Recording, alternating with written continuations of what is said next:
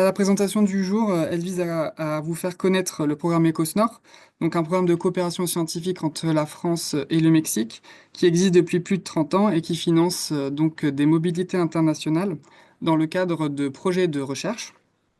Et donc on va revenir aujourd'hui en particulier sur la sélection de ces projets et donc sur l'appel à projets annuel qui est actuellement en cours et qui sera fermé le 2 mai prochain. L'idée du webinaire, c'est aussi de présenter de manière un peu plus large les dispositifs et les acteurs qui existent de la coopération scientifique franco-mexicaine, donc pour aller aussi un petit peu au-delà du programme ECOSNOR. En particulier, les programmes de bourse de l'ambassade de France au Mexique, qui seront présentés par Mélie Cornet, et également le réseau Muframex, qui sera présenté par son directeur, Jorge Garcia Flores. Donc, je vous remercie à toutes et à tous de votre présence. Je vais donner la parole désormais à Mélie. Euh, Vous voyez bien le PowerPoint, normalement, oui. Oui, c'est tout bon. Super. Donc, je donne la parole à Amélie, donc, qui est attachée pour la science et la technologie à l'ambassade de France du Mexique, pour qu'elle puisse vous présenter les programmes de bourse de l'ambassade. Merci beaucoup, Mathieu. Donc, effectivement, comme ça a été évoqué pour cette introduction de webinaire, le programme ECOSNOR, c'est un des outils majeurs de coopération scientifique bilatérale franco-mexicaine, mais il vient complémenter une autre palette d'outils déployés par le ministère des Affaires étrangères et de l'Europe. Et donc notamment les bourses du gouvernement français. À noter que donc ces coopérations scientifiques sont également appuyées par les bourses qui sont déployées par le CCT, donc l'équivalent du ministère de la Recherche ici au Mexique.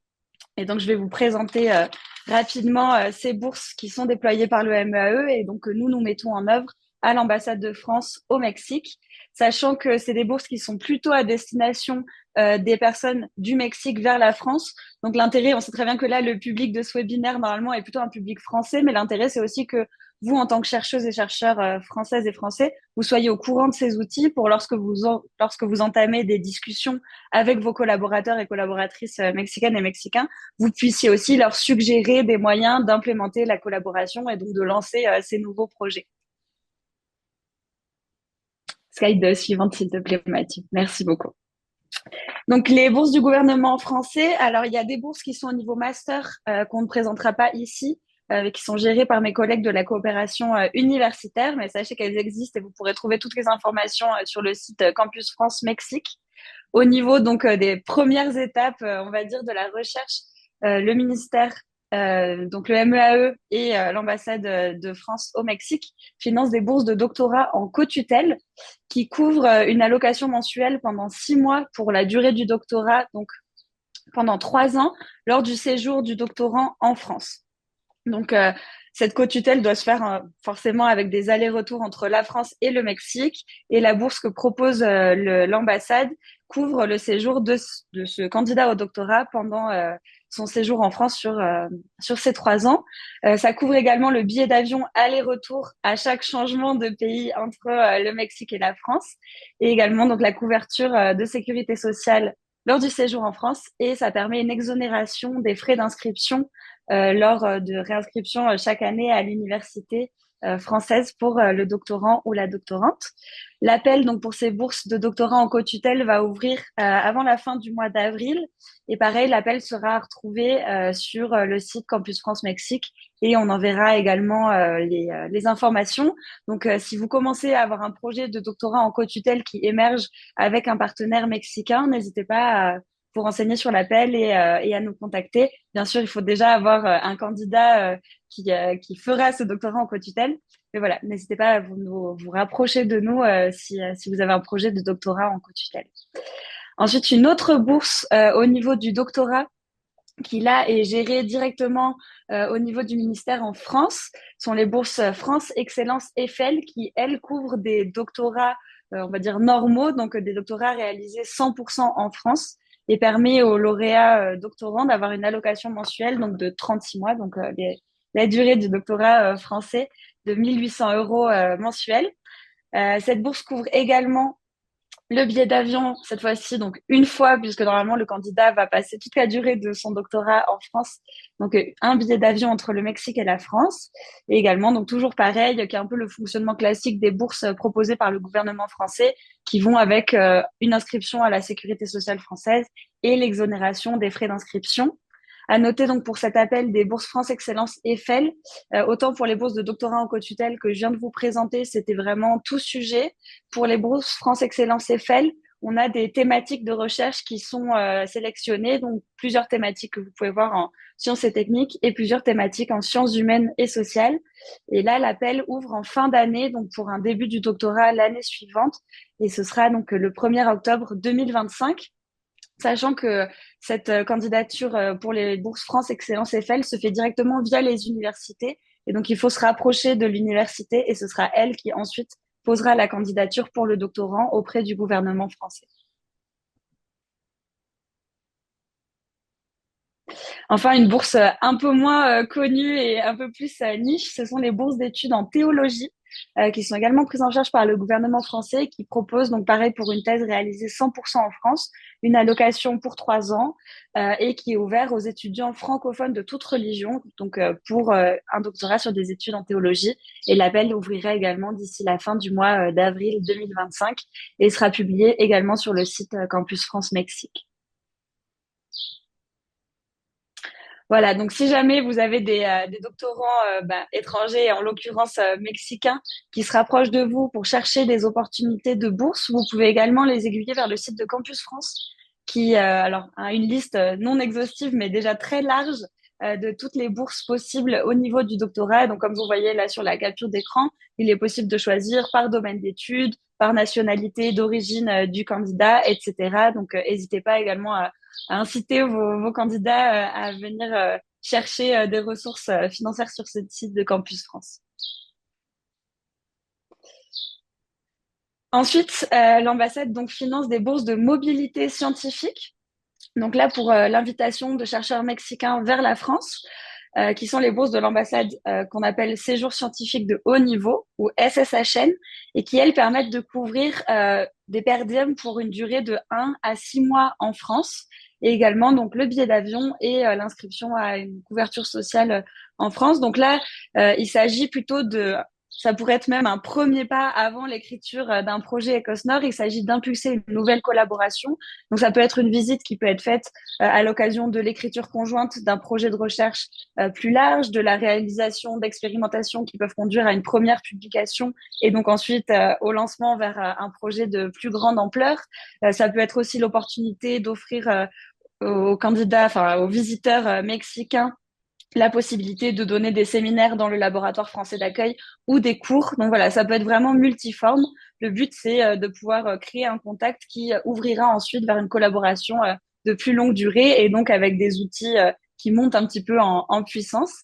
Et ces bourses donc vont également être, l'appel à candidature va être lancé d'ici la fin du mois d'avril et sont donc bien, comme je viens de le dire, des bourses pour des personnes du Mexique vers la France, donc accueillies dans un laboratoire français. Enfin, donc le gouvernement français gère directement d'autres bourses de mobilité scientifique qui là ne passent pas par l'ambassade et que vous pouvez retrouver donc sur le site MOPCA pour Make Our Planet Great Again, qui sont également des bourses d'accueil de chercheurs et chercheuses étrangers, donc là en l'occurrence mexicains en France pour une durée de 12 mois maximum. Et là, les candidatures ouvriront en septembre 2025. Et donc, un peu de la même façon que pour les bourses Eiffel, ces bourses de mobilité scientifique Make Our Planet Great Again sont restreintes à certaines thématiques, puisqu'il s'agit donc là de se focaliser sur des questions environnement, lutte contre le changement climatique, études des systèmes terrestres, enjeux sociétaux de l'environnement et santé humaine dans l'approche globale qui est promue par la France, une seule santé.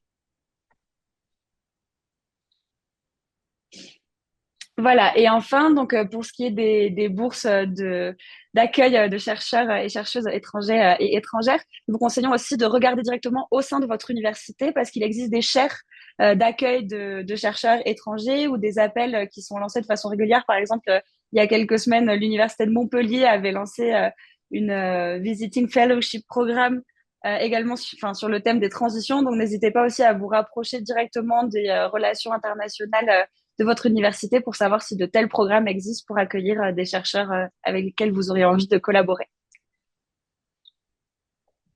Merci beaucoup. Et donc, je vais laisser la suite du séminaire se dérouler. Et puis encore, merci à Mathieu pour l'organisation. Merci à toi pour ta présentation. Je vais passer la parole à Rolré Garcia Flores, qui est le directeur de la MUFRAMEX, donc de la Maison universitaire franco-mexicaine, et qui va présenter donc ce réseau. Merci beaucoup, Mathieu. Merci, Georges, Mélie et les organisateurs de ce séminaire. Et merci aux personnes assistantes. Je vais vous présenter un peu la Maison universitaire franco-mexicaine et tout particulièrement notre réseau scientifique qui soutient éventuellement des candidatures à des projets ECOSNOR. Donc, diapo suivante, s'il te plaît, Mathieu. Donc, nous, on a été créé en 2024. Ça fait 21 ans qu'on existe. On est une structure de coopération bilatérale soutenue par le ministère de l'Enseignement supérieur et de la Recherche. En France, la Secretaría de Educación Pública et CECITI, la Secretaría de Sciences et Technologies au Mexique. Et on est basé à Toulouse, à la communauté d'établissements universitaires de Toulouse. Diapo suivante. Et notre mission se concentre sur la coopération scientifique et académique et universitaire. Donc, on peut accompagner vos projets de coopération scientifique. On peut vous aider à trouver des partenaires mexicains ou français à l'occasion si vous avez un projet, une proposition de projet COSNOR, vous pouvez vous adresser à nous pour éventuellement trouver des partenaires sur votre thématique de recherche. Et exceptionnellement aussi, on peut parfois jeter un coup d'œil à votre projet Cosnor, notamment s'il vise les thématiques prioritaires, stratégiques spécifiées par ces sites avant les dépôts. C'est un espèce de petit consulting qu'on peut faire sur certains projets qui visent les thématiques spécifiques. Et bon, il y a d'autres activités qui ne sont pas en lien avec Ecosnor que nous faisons, comme l'accompagnement des doubles diplômes, l'organisation d'écoles thématiques l'accompagnement de certains projets basés sur les transitions. Donc ça, c'est un peu nos projets phares et les campus de transition, les réseaux d'établissements d'enseignement supérieur et de recherche. Mais celui qui nous intéresse ici tout particulièrement, c'est le réseau Muframex Recherche. Diapo suivante, Mathieu, s'il te plaît.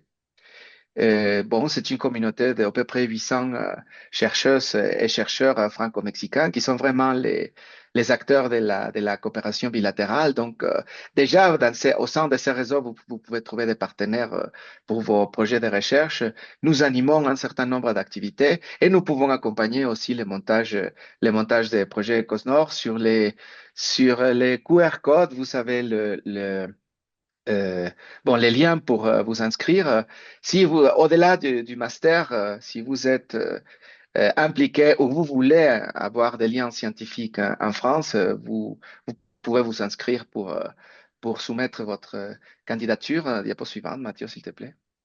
Et, et on voudrait aussi, euh, disons, vous montrer les lignes de recherche stratégiques de ces sites parce que dans le cadre de notre mission, nous pouvons éventuellement vous faire un consulting live sur votre projet, votre proposition de projet CrossNord sur les lignes que ce site a marqué comme stratégiques puisque également pour tout ce qui relève des bourses, ces sites de doctorat, ben, ces sites, il va prioriser ces lignes de recherche. Bon, en gros, c'est électromobilité, semi-conducteurs, satellites, transition climatique, tout ce qui est de contamination, notamment de las cuencas de Lerma, de Atoyac, santé publique, pauvreté, inégalité et développement productif, ce sont des thématiques qui sont disons que dans le côté mexicain de notre mission, nous tenons à encourager. Diapo suivante, Mathieu. Bon, vous pouvez nous contacter sur notre réseau Instagram, Facebook, LinkedIn ou nous écrire directement par mail. Et je vous invite aussi chaleureusement à poser votre candidature et à vous inscrire au réseau des recherches Muframex. Merci beaucoup. Merci à toi pour cette présentation. Je vais passer la parole à Georges Lomné, qui est le président du comité Ecosnor, et qui donc va vous présenter, faire d'abord une présentation générale du programme, et je prendrai la parole ensuite pour vous présenter l'appel en cours. Merci Mathieu. Alors je tiens bien sûr à remercier nos tutelles, à remercier le Poste de Mexico et la MUFRAMEX pour l'occasion qui nous est offerte aujourd'hui de présenter Ecosnor Mexique en leur compagnie, ce qui est un privilège. Alors comme l'a rappelé Mathieu Baudry, notre appel d'offres a été ouvert le 10 mars dernier et s'achèvera le 2 mai prochain. Ce webinaire est donc ô combien opportun. Avant de donner la parole à Mathieu Baudry, je souhaite vous donner quelques brèves indications sur l'historique et sur la philosophie du programme EcoSNOR. Il y a exactement un an, en avril 2024, nous avons célébré au siège de la NUYES à Mexico les 30 ans du programme avec le Mexique. Euh, Comme l'a rappelé Leila Chaban, EcoSNOR envisage un espace géographique plus étendu que le seul Mexique. De fait, les 30 ans du programme avec le Mexique que nous avons célébré signalaient, je dirais, une ferme volonté bilatérale en matière de diplomatie scientifique. Alors, je voudrais expliciter un peu ce point. Ecosnor-Mexique a résulté d'un accord cadre signé le 24 août 1994 sous l'égide du ministère français des Affaires étrangères et de deux institutions mexicaines, le secrétariat à l'éducation publique, donc CEP, et le Conseil national de la science et de la technologie, CONACYT. En France, le programme ECOS est aujourd'hui sous la double tutelle, comme ça a été indiqué précédemment, du ministère des Affaires étrangères et du ministère de l'Enseignement supérieur et de la Recherche. Et au Mexique, cela a également été dit, il relève du CCT, de l'ANUYES et du CEP. Un mot d'histoire à ce propos. François Mitterrand terminait son second mandat et le président Carlos Salinas de Gortari euh, sortait du sien euh, quand l'accord a été signé le 24 août 1994. Je souligne cet aspect pour qu'on comprenne la ferme volonté du président mexicain de laisser un témoignage de son intérêt pour la science et aussi un témoignage de son amitié pour la France. Prenons en compte le fait que le premier appel d'offres Ecosnor Mexique a été lancé le 25 novembre 1994, 5 jours avant que le président mexicain n'abandonne le pouvoir. Donc c'est vraiment la dernière tâche à laquelle il se soit consacré, justement, a été de promouvoir Ecosnor. Du côté français, la signature de l'accord de 1994 confortait une dynamique initiée lors de la célébration du 5e centenaire de la découverte de l'Amérique. Le président Mitterrand, très attaché à l'Amérique latine, et il avait réaffirmé ses attachements lors de sa visite d'État en octobre 1989 sur le continent sud-américain, avait alors demandé à son ministre des Affaires étrangères, Roland Dumas, d'imaginer un instrument de diplomatie scientifique à l'intention du sous-continent. Dans le cadre d'une volonté multilatérale affirmée depuis la fin officielle des blocs en 1991, le Chili avait été choisi. Ecosnor est donc né en 1992 avec le Chili, serait ensuite proposé à l'Uruguay en 13, pardon, et au Mexique en 1994. L'Argentine rejoindrait le programme en 1997, puis la Colombie, le Venezuela et enfin le Pérou en 2019. Notons que c'est en 1997 que l'on décida de scinder ECOS en deux, un ECOS Nord et un ECOS Sud, du fait de la prolifération des accords bilatéraux. Alors la volonté a été dès l'origine d'appuyer des projets communs de recherche et de développer les échanges de doctorants. Ceci dans tous les champs disciplinaires, à l'image de ce qui se faisait avec le Chili depuis 1992 et avec l'Uruguay depuis 1993. Alors cette ambition a vraiment porté ses fruits avec le Mexique dans le cadre d'ECOS. Si l'on tient en compte les 336 projets financés par ECOSNOR avec le Mexique depuis 1994, les 3143 missions, les 460 thèses de doctorat soutenues principalement par des Mexicains de 1994 à 2003. On devrait d'ailleurs doubler le nombre de ces thèses si on prenait en compte l'année qui suit un Ecosnor. À ce titre, le Mexique aujourd'hui est le principal partenaire d'Ecosnor.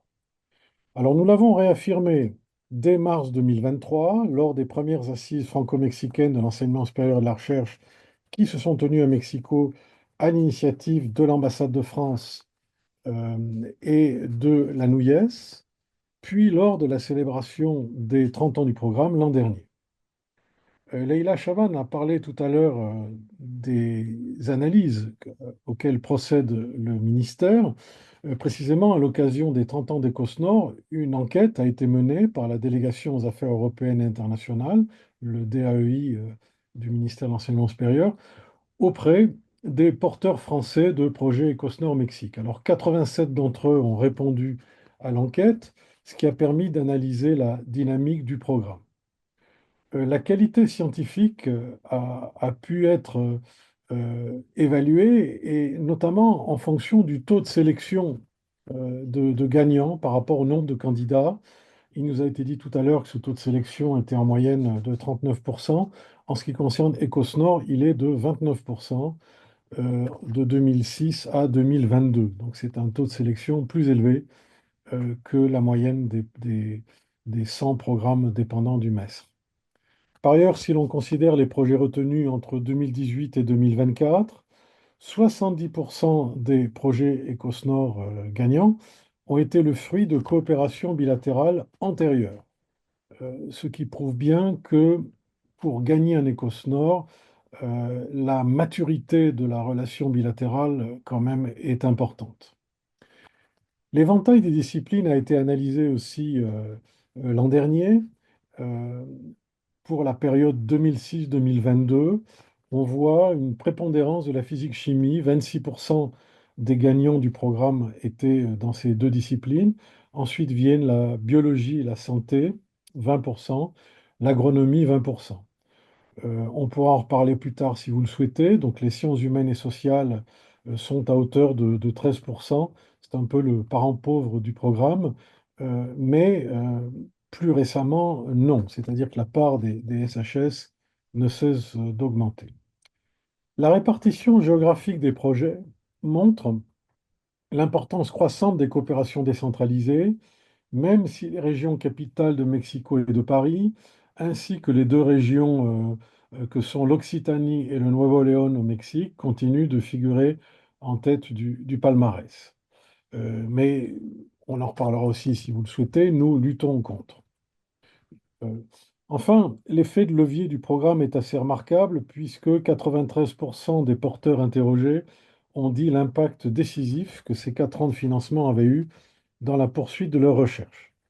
Signalons à cet égard qu'à l'issue de leur participation à Ecosnor, Mexique, 32% d'un panel de 88 doctorants français ont obtenu un contrat postdoctoral et 20% ont été titularisés comme chercheurs ou enseignants-chercheurs. Donc il y a bien une vie après un Ecosnor et une vie professionnelle avec un vrai contrat de longue durée. Pour terminer, je souhaite dire 2 mots sur la philosophie du programme. Et je tiens à insister sur ce point, car on nous considère trop souvent soit comme une agence de voyage, soit comme un Tinder académique. Ecosnor est bien un programme d'appui à la recherche scientifique dans un cadre résolument binational. Alors il s'agit, pour reprendre les mots de mes supérieurs au ministère de l'Enseignement supérieur et de la Recherche, il s'agit d'une coopération équilibrée. C'est-à-dire que chaque pays favorisera les missions d'un nombre égal de chercheurs, même si dans les faits, le financement ne sera pas parfaitement identique suivant les années. L'accord cadre de 1994 stipulait bien qu'il s'agissait d'appuyer des projets communs, je cite, des projets communs d'enseignement et de recherche durant un laps de 4 ans. Donc l'ambition d'Ecosnor est bien de favoriser les études doctorales au plus haut niveau et dans n'importe quel champ disciplinaire. Nous voulons aider à tisser des réseaux de recherche binationaux. Nous voulons essayer de vous aider, aussi bien les Français que les Mexicains, à créer des écoles scientifiques, comme nous l'avons fait en Colombie, par exemple, avec les mathématiques ou dans le domaine de la philosophie analytique. Euh, Au Mexique, on a particulièrement réussi dans le domaine de la chimie et dans le domaine aussi de l'agriculture, des sciences liées à l'agriculture. Deux autres points. Je l'ai souligné entre les lignes, mais je reviens dessus. Notre ambition est de décentraliser le programme. Le Mexique ne saurait se résumer à la ville de Mexico. Nous cherchons à développer Ecosnor dans le Yucatan, par exemple, mais pas seulement. Guadalajara et le Jalisco, mais aussi la province de Veracruz, font figure d'angle mort pour le programme, alors que les potentialités y sont énormes. Donc, nous cherchons à développer le programme sur l'ensemble du territoire mexicain. Vous l'avez compris, pas simplement dans le Nuevo León et dans la région métropolitaine. Deuxième chose, nous souhaitons favoriser une régionalisation du programme. Je veux dire par là que la science ignore les frontières et que nous voulons développer des écosnors conjoints avec la Colombie. Il existe la possibilité de candidater un Écosse-Nord Mexique et un Écosse-Nord Colombie en même temps sur une même thématique. Une même équipe française peut candidater avec une équipe mexicaine et une équipe colombienne de façon simultanée. Et pas simplement à propos de thématiques caraïbes. Vous pouvez proposer des Écosse-Nord triangulaires avec la Colombie, aussi bien en mathématiques qu'en sciences humaines et sociales. Voilà, alors je laisse à présent la parole à Mathieu Baudry afin qu'il vous explique plus en détail les procédures de candidature et de fonctionnement du programme. Merci beaucoup d'avoir écouté. Merci Georges pour cette première partie de présentation du programme. Effectivement, je vais reprendre la présentation en abordant des points précis. Donc, vous l'avez compris, en termes d'objectifs, l'idée est de promouvoir l'excellence scientifique à travers des projets de recherche, de favoriser l'innovation et le renforcement d'un réseau international de la connaissance et de la science. Et donc, pour cela, effectivement, nous mettons en place deux outils principaux. Donc, le premier qui nous intéresse particulièrement aujourd'hui, qui est un appel à projet binational qui permet de sélectionner les projets et ensuite de financer des mobilités internationales pour les projets sélectionnés. Euh, donc je vais tout d'abord expliquer globalement comment fonctionne le programme et donc je vais revenir premièrement sur les aspects généraux de l'appel et je reviendrai ensuite un peu plus en détail dessus puisque ce sont des éléments qui vous intéressent. Donc, comme je viens de le dire, effectivement, nous fonctionnons avec un appel à projet qui est annuel. Donc, c'est-à-dire que nous publions en même temps en France et au Mexique chaque année un appel à projet qui est conjoint et donc qui a le cadre et la structure, un cadre et une structure similaires pour pouvoir déposer un projet. Cela implique que les candidats qui souhaitent proposer un projet EcoSNOR doivent déposer leur candidature dans les deux pays avec le même projet scientifique qui va être construit conjointement, donc de manière binationale.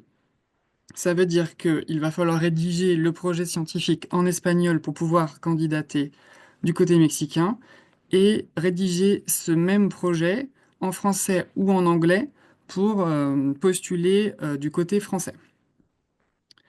Comme vous l'avez déjà compris avec les précédentes interventions, les thématiques scientifiques qui sont visées sont extrêmement larges. Et là, je reprends dans le PowerPoint les thématiques générales que l'on utilise comme cadre, donc les sciences physiques et chimiques, sciences de la santé et sciences de la vie, les mathématiques, automatique, informatique, sciences humaines et sociales, agronomie, environnement, biodiversité, sciences de la Terre et de l'univers. Bien sûr, on est sur des thématiques très larges qui peuvent être croisées. On favorise également les approches pluridisciplinaires ou interdisciplinaires. Donc voilà, on cherche à promouvoir avant tout l'innovation, donc sur un spectre de thématiques très très large. Les critères principaux d'évaluation sont donc la qualité scientifique et la dimension innovante du projet. C'est en cela que Georges disait que nous n'étions pas seulement une agence de voyage, entre guillemets, mais plutôt on va faire très attention à la dimension scientifique et la dimension innovante du projet proposé. La formation des doctorants qui participent au projet est aussi un point fondamental qui va être examiné lors des évaluations des projets. Et enfin, la capacité à développer des réseaux de coopération scientifique. Je vais revenir ensuite sur la façon de construire un projet Ecosnor. Je ne vais pas tant insister sur la partie scientifique, comment dire, la construction du projet scientifique, mais plutôt comment constituer l'équipe de travail autour duquel va se faire l'ensemble du projet.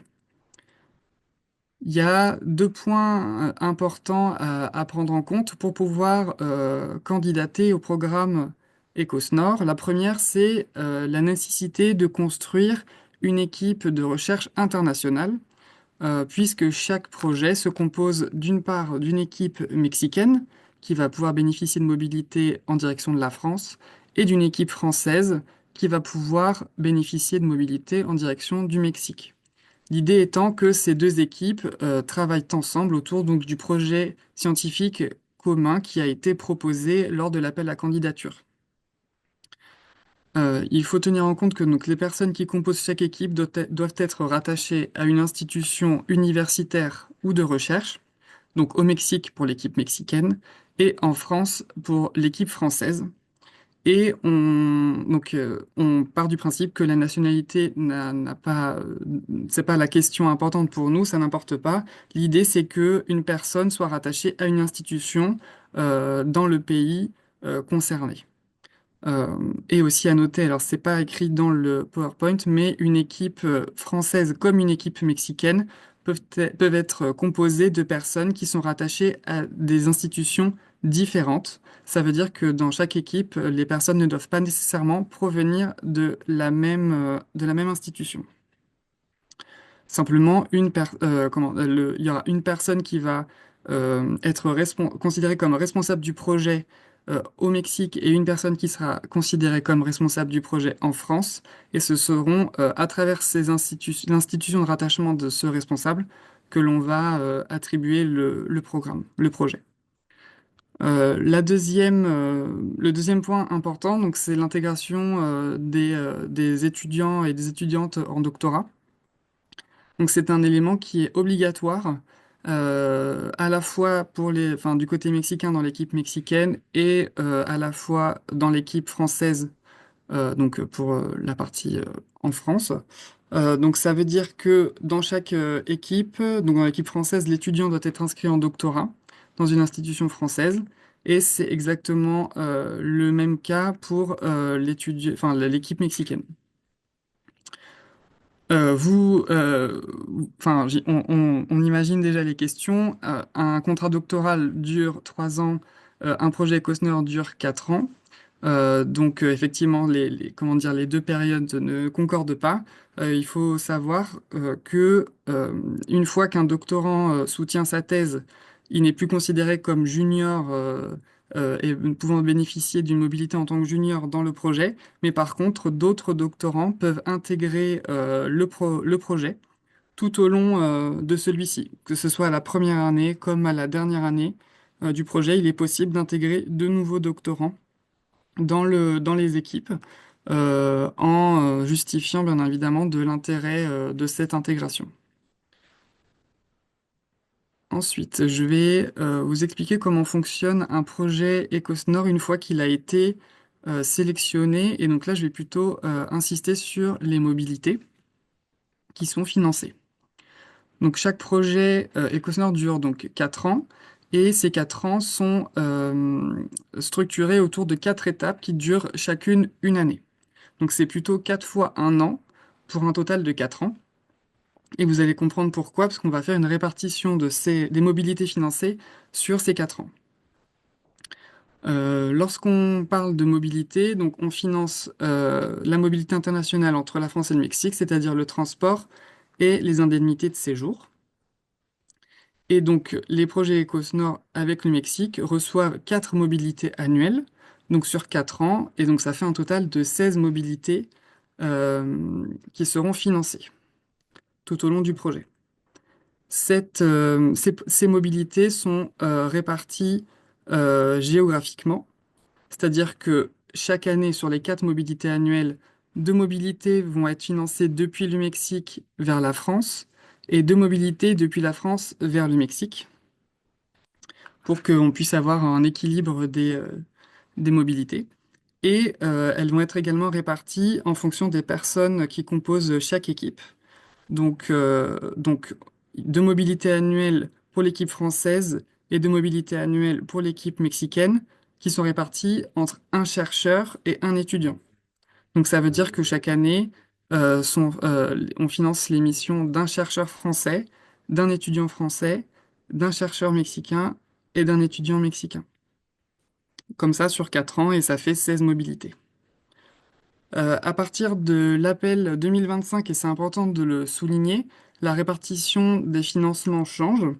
C'est-à-dire qu'à partir de 2020, donc de cet appel qui est en cours, la partie mexicaine va financer la totalité des mobilités qui sont faites depuis le Mexique vers la France, c'est-à-dire le transport et les indemnités de séjour.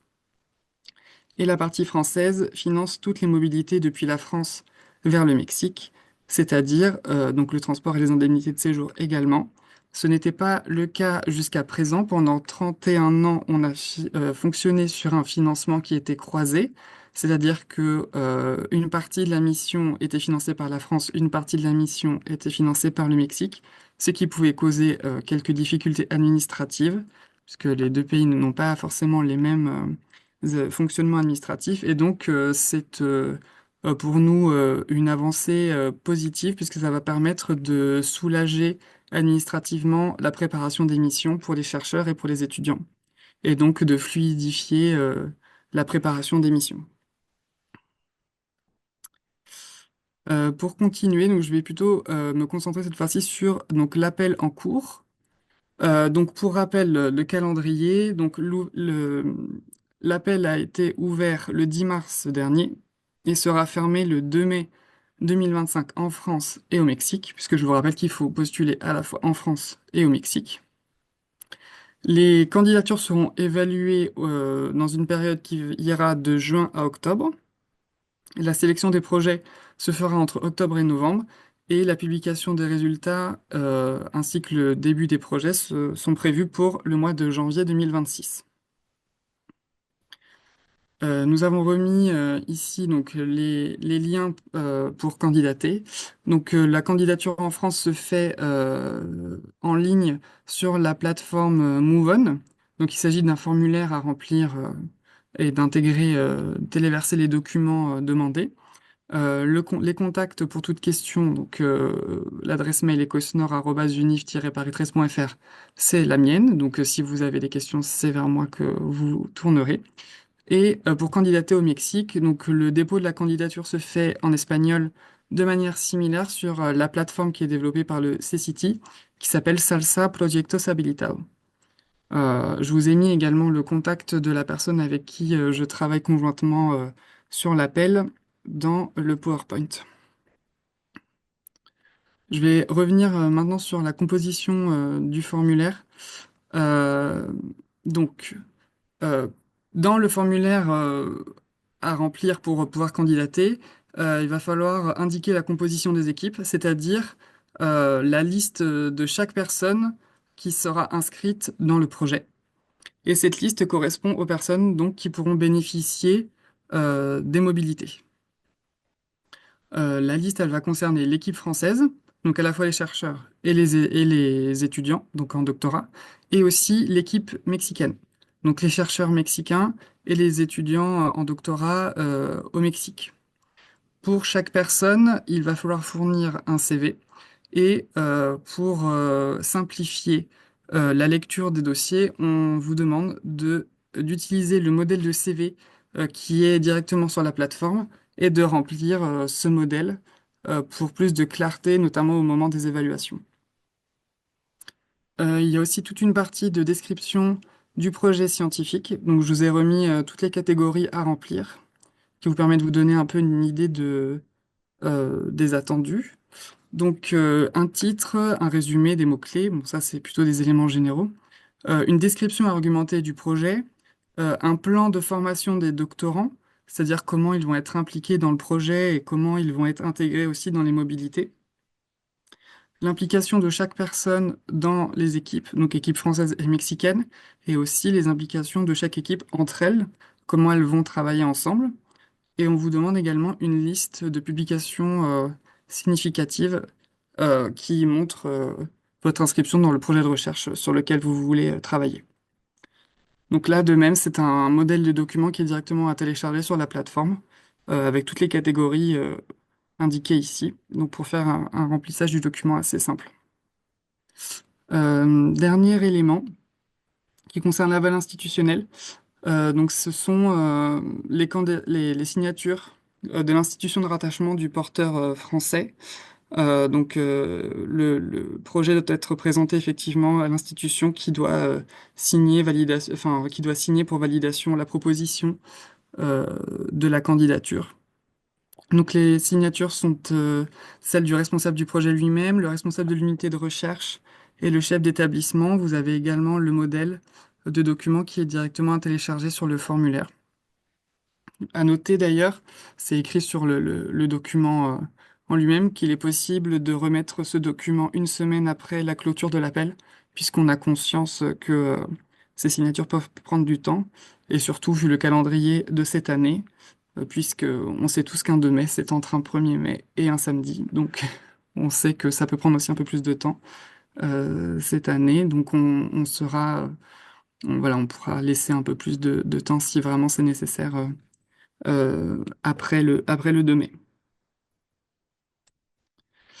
Je vais revenir sur quelques éléments représentatifs dont a déjà parlé Georges, mais pour vous les montrer en carte, pour que vous puissiez avoir une idée des dynamiques qui existent actuellement.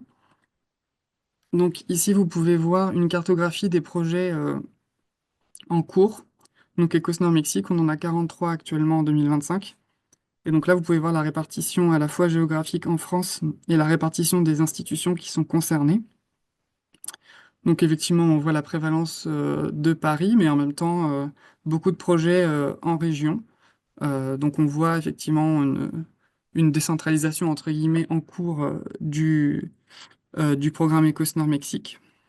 Et je vous présente également la version, enfin, la version mexicaine, donc c'est-à-dire que les mêmes projets, les 43 mêmes projets et leur rattachement institutionnel au Mexique, donc pour vous montrer effectivement les nombreuses collaborations qui existent et qui sont en cours actuellement. Georges a déjà indiqué ces chiffres, donc 336 projets soutenus depuis la création du programme. Mais il est intéressant de vous montrer la répartition, on va dire, par thématique des projets qui ont été soutenus, pour vous montrer que malgré tout, l'ensemble des thématiques scientifiques sont quand même représentées et que l'on vise effectivement avant tout l'innovation et pas simplement une thématique en particulier. Nous sélectionnons des projets dans de nombreuses thématiques et donc c'était un petit peu l'idée de ce schéma et de vous rappeler effectivement les nombres de mobilités que ça implique depuis la création du programme.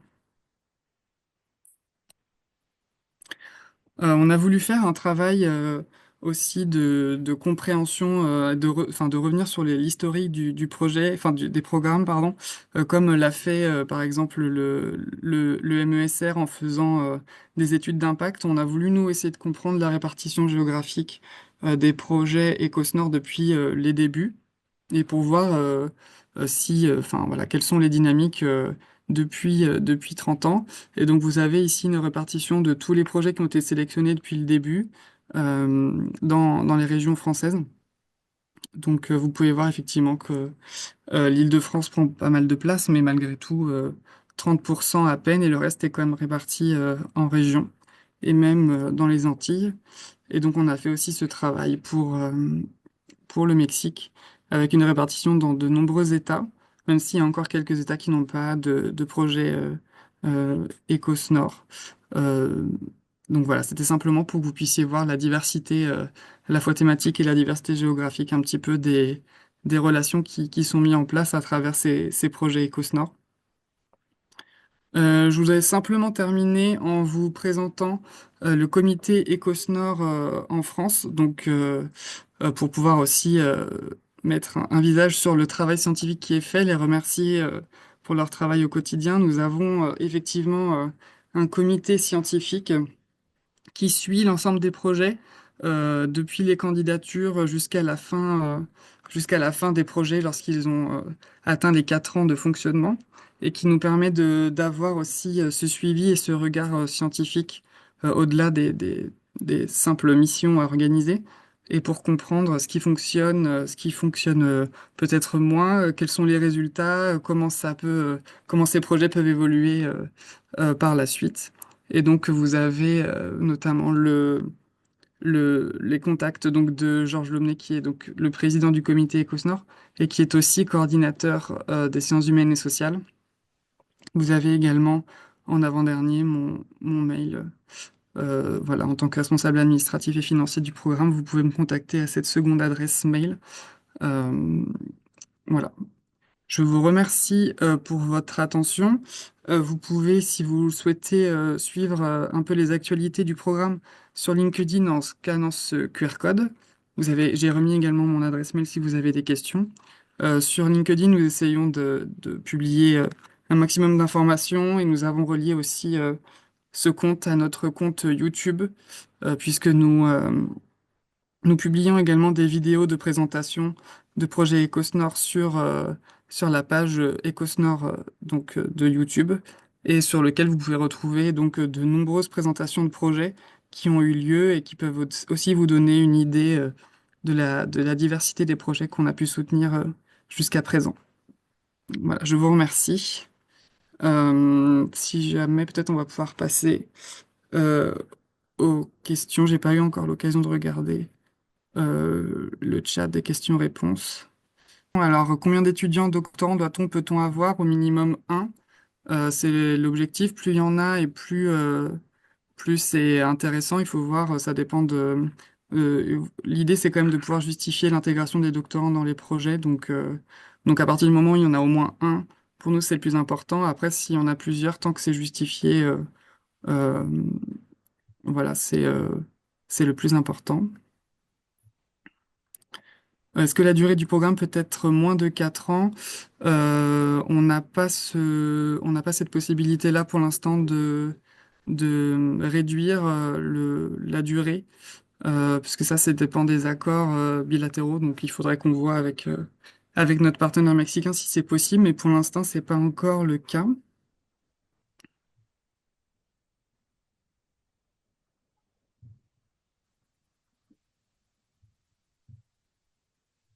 Je sais pas si vous avez, Georges, si tu as pu prendre le temps de regarder Oui, quelques oui, oui. questions. La première question, donc, est-ce que plusieurs institutions peuvent participer? Bien évidemment. C'est-à-dire qu'il faut qu'il y ait une institution porteuse dans chaque pays, mais chaque équipe peut faire l'objet d'un consortium d'institutions. Donc la réponse est oui, plusieurs institutions dans chaque pays, mais un seul porteur et une seule institution porteuse dans chaque pays. Euh, Sinon, est-ce qu'un doctorant peut être responsable du projet? Non, non, ça non, hélas. Alors dans l'équipe française, euh, quelqu'un qui n'aurait pas une HDR peut être porteur, mais il faudra un HDR dans l'équipe en renfort. Donc, le porteur français peut être un maître de conférence non habilité ou peut être même un ingénieur de recherche, mais il faudra un HDR dans l'équipe. Et d'ailleurs, alors pour répondre au nombre de doctorants qui était la question tout à l'heure, évidemment au moins un dans chaque équipe. L'idéal, ce serait deux dans chaque équipe, mais ça peut être davantage. Compétences langagières avancées en français, surtout en sciences humaines et sociales. Pour ce qui est des sciences inhumaines et asociales, c'est moins important, mais disons que il n'est pas obligatoire d'avoir une parfaite maîtrise du français. Mais évidemment, elle va être handicapante dans un certain nombre de disciplines liées au SHS. Euh, un sujet qui porterait sur la diversité culturelle, bien sûr, nous avons très souvent des candidatures en SHS sur la diversité culturelle et justement sur la question des langues, puisque j'ai vu qu'il y a une question aussi sur les langues indigènes. Nous avons eu par exemple un projet sur l'enseignement des mathématiques en langue indigène, qui a été un projet un peu phare d'Ecosnor. Euh, Très Et souvent, cette année, les langues indigènes sont, la diversité linguistique, c'est prioritaire pour ce site aussi. oui, oui, bien sûr, bien sûr.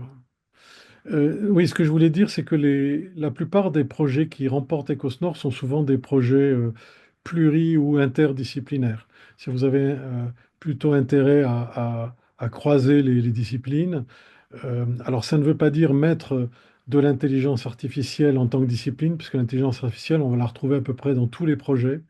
Mais vous pouvez tout à fait avoir, comme je le disais, linguistique et mathématiques. Vous pouvez avoir sciences de la Terre et philosophie ou linguistique, ce que vous voulez. Vous pouvez, le pluridisciplinaire a tendance à être privilégié par les experts. Peut-on intégrer d'autres chercheurs en cours de route? Oui, dans la mesure où un certain nombre de doctorants vont soutenir leur thèse pendant Nord, il faudra intégrer de nouveaux doctorants en cours de route. Je signale aussi qu'au bout de 2 ans, nous évaluons les projets Ecosnor Mexique et que nous pouvons stopper un projet si nous estimons que le cahier des charges n'a pas été rempli. Sur le rôle du comité aussi est de vérifier que vous faites ce qui a été prévu.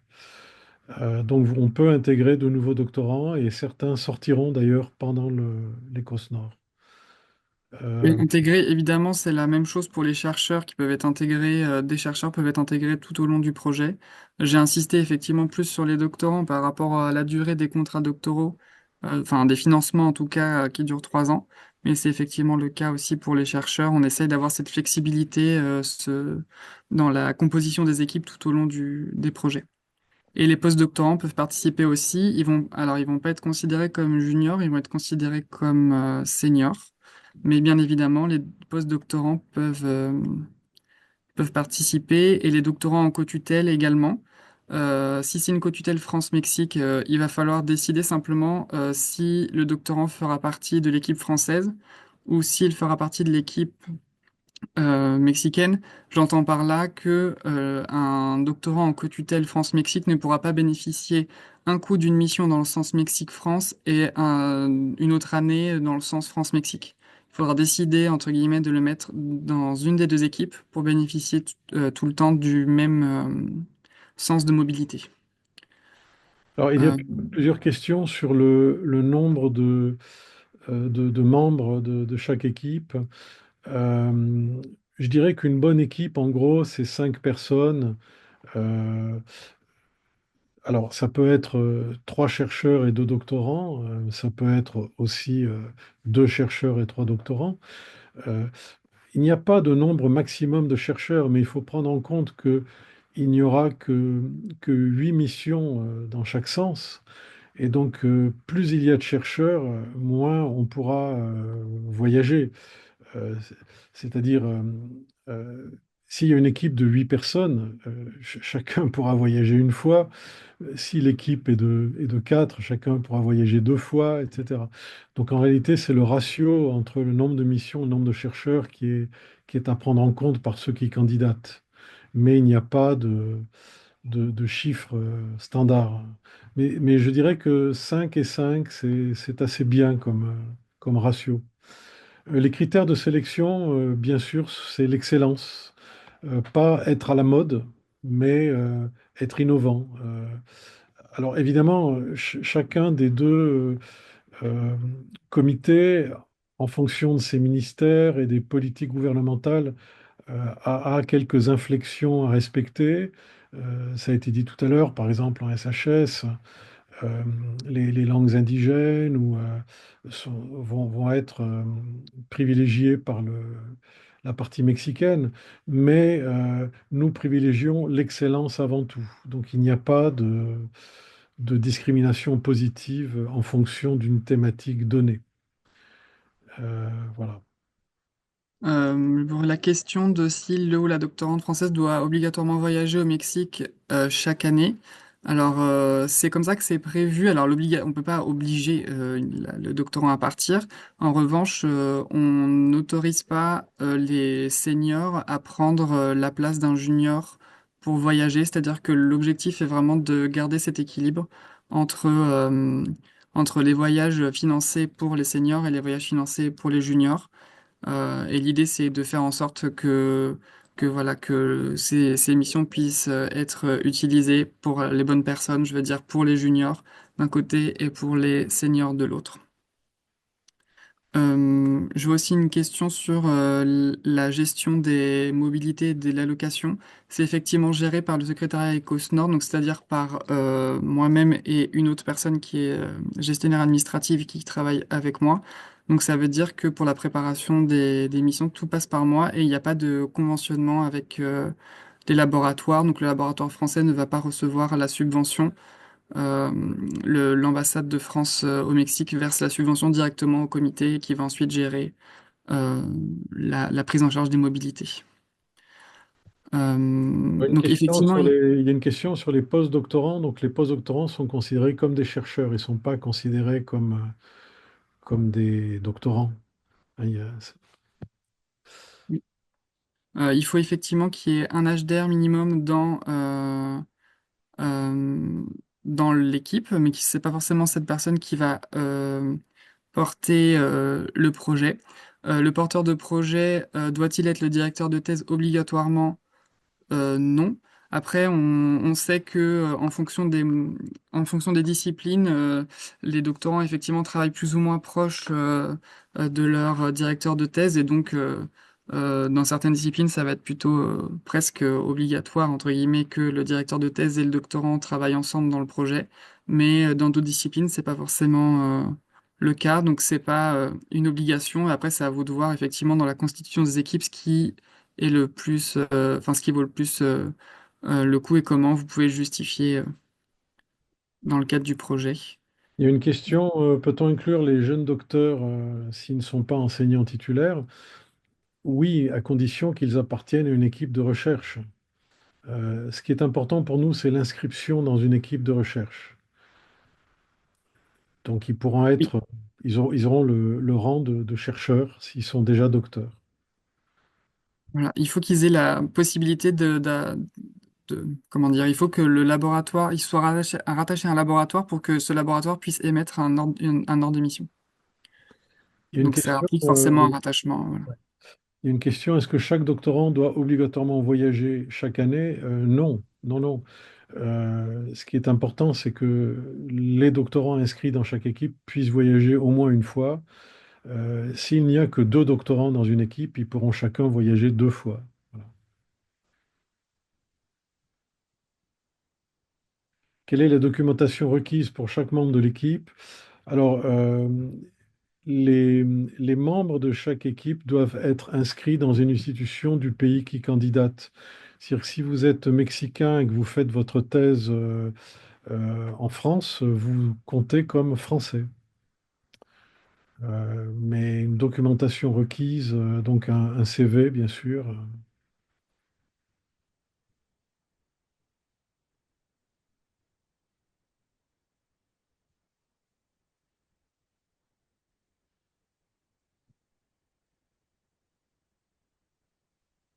Peut-on Oui, participer à deux projets simultanément? Vous pouvez participer à deux projets simultanément, mais vous pourrez voyager, donc bénéficier des mobilités que dans un seul. voilà. Mais après, vous pouvez participer, mais sans bénéficier des mobilités. Mais effectivement, après, c'est moins. Ouais. euh, Et alors, quelqu'un demande si on peut intégrer Cosnor en route. Et donc, comment connaître les projets en cours de construction en tant que doctorante afin de s'y intégrer? Alors, ce n'est pas comme ça que nous procédons. C'est aux porteurs des différents échos de décider quels doctorants ils acceptent. Donc là, nous n'intervenons pas, hein.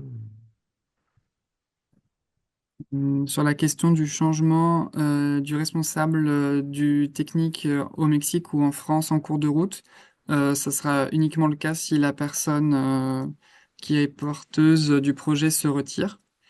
Euh, mais sinon, on ne fait pas particulièrement de changement, parce que c'est une dimension plutôt technique en termes scientifiques. Après, comment dire, l'engagement de chacun, vous la construisez autour de votre projet scientifique. Et donc, ça me fait penser à une autre question que j'avais vue plus haut, qui est que le porteur, donc normalement, le porteur du projet enfin, comment dire, en activité jusqu'à la fin du projet. Donc, il faut se projeter sur les 4 ans qui viennent. C'est-à-dire qu'une personne qui quitte le projet enfin, une personne qui porte un projet et qui part à la retraite en plein milieu, normalement, ça arrête le projet. Mais voilà. Alors, on nous dit que le formulaire n'est pas disponible sur le site. C'est la dernière question du Oui. chat. Euh, alors, normalement, donc le formulaire, c'est un lien et normalement dans le formulaire il y a tous les documents à télécharger, mais je peux envoyer par mail s'il faut les documents euh, qui sont manquants. Mais normalement, une fois qu'on accède au formulaire, c'est-à-dire au lien, après c'est un formulaire Move On, donc ça ressemble à une sorte de Google Form mais version pas Google, sur lequel on va pouvoir télécharger les documents qui sont à remplir pour pouvoir ensuite les téléverser de nouveau sur la plateforme. Il y a une question sur comment évalue-t-on l'équilibre entre les équipes. Alors ça, ce sont les experts que nous sollicitons qui vont dire si les équipes sont équilibrées, sont symétriques. Ça n'est pas une évaluation quantitative. On va évaluer les compétences de chacun au sein de chaque équipe. Et c'est pas parce qu'une équipe est nombreuse qu'elle aura grâce aux yeux des experts. On regarde vraiment les compétences de chaque membre de chaque équipe.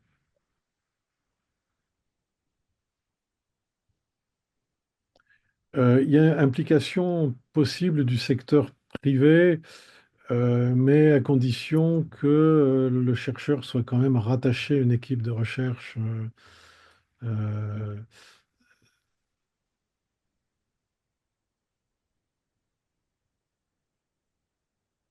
voilà, je crois qu'on a répondu à peu près tout. Euh, Mhm. Alors, quelle est la durée minimum et maximum, pardon, des mobilités? C'est vrai qu'on n'est pas revenu dessus. Donc, pour le financement, donc pour les seniors, on finance à hauteur de 1 350 € de per diem sur 15 jours maximum. Et pour les juniors, c'est à hauteur de 45 jours maximum et un forfait qui va donc jusqu'à 2 925 € par mobilité. oui, la question sur le congé sabbatique pour un porteur, j'avoue qu'on n'y a jamais été vraiment confronté. Est-ce qu'un porteur peut prendre une année sabbatique pendant un Écosse Nord? C'est assez inédit comme question, j'avoue. Je ne sais pas trop quoi dire. Ça n'est pas a priori souhaitable, mais bon, dans la mesure où le porteur doit toujours être disponible, je dirais, administrativement, et c'est quand même une institution qui porte un projet. Voilà. Désolé, mais la traducción, la traducción simultánea al español, él ha été interrumpue pendant la séance de questions.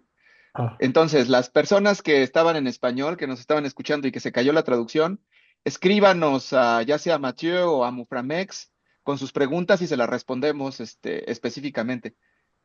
Merci.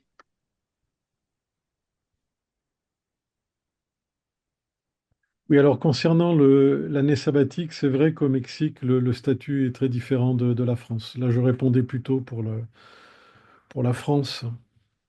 Mais ça, c'est une question que nous poserons au CCT, bien sûr.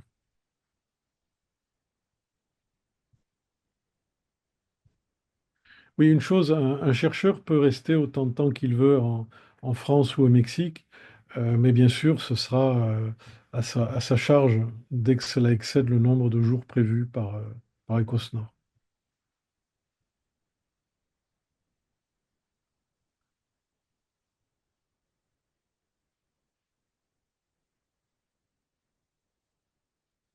Pour la question de la convention pour doctorat en co-tutelle n'est pas encore signée complètement, ça n'aide pas pour l'appel. Euh,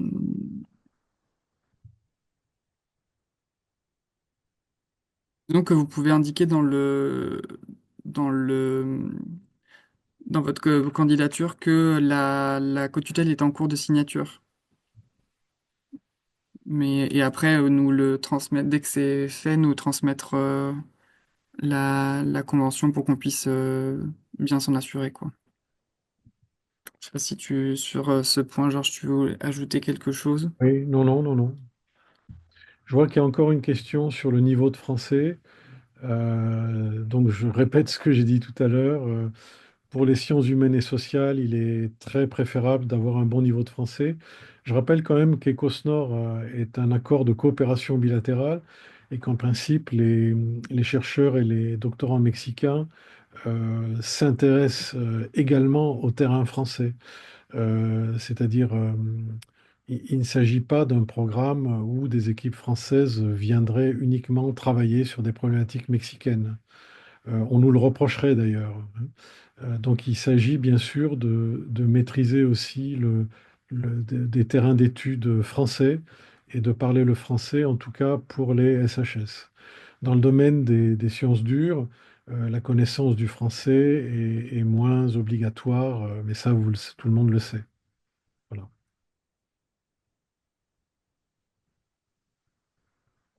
Voilà, je crois que nous avons répondu cette fois-ci à peu près à tout, sauf merci à ceux qui nous remercient et nous espérons que vous allez effectivement candidater avant le 2 mai. Je pense que c'est important de le faire sans peur, hein, et voilà, il y aura toujours beaucoup de bienveillance de notre part, comme de celle de nos partenaires mexicains, croyez-le bien. Voilà. Oui, n'hésitez pas si on va vous envoyer le PowerPoint pour que vous puissiez avoir l'ensemble des informations et aussi les contacts puisqu'on sont indiqués les différentes adresses mail.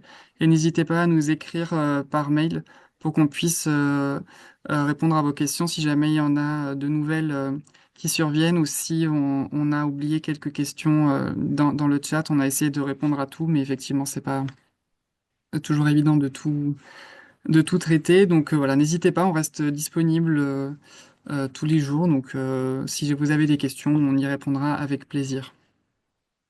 Para los que se quedaron en México sin traducción, Mateo está diciendo que va a compartir el material y que le pueden escribir a él o nos pueden escribir a los parteneros, a los socios de la presentación para preguntas que quedaron en el aire.